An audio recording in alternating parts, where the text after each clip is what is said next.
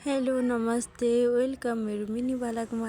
आज चाहिँ मैले फर्स्ट टाइम ट्राई गरेको मैले मिनी भ्लग बनाउन। प्रायः जस्तो अरूको हेरिरहेको थिएँ र देखिरहेको थिएँ। आज मैले आफै सुरु गरेँ किनभने मलाई एकदमै बोरिङ लागेको थियो र मोबाइल अगाडि राखेर काम गरेँ। अनि मेरो आफ्नो काम पनि थियो, काम गरेँ। अनि अरू के खास काम त थिएन, भाडाहरू मिलाएँ। जस्ट बहिनीले नानीलाई बाहिर लगेर गएको थिइन् र सजिलोसँग मैले काम गर्न पाएँ। त्यसपछि ठ्याक्क बहिनी पनि आइन् रुममा आएर बहिनीको कपडा चिसो रहेछ भने फेर्न लगाइन् र म फेरिदिन तयारी गरेँ।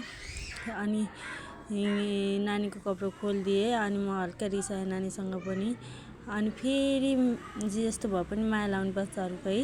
फेरि आफै नै पकाएर फेरि भोक लाग्यो होला भनेर दुध पहिले रेडी थियो र दुध खुवाइदिएँ। अनि दुध खुवाइदिएँ खाना मानिने। अनि त्यसपछि म सुरुवालसँग म्याचिङ कपडा खोज्न गएँ।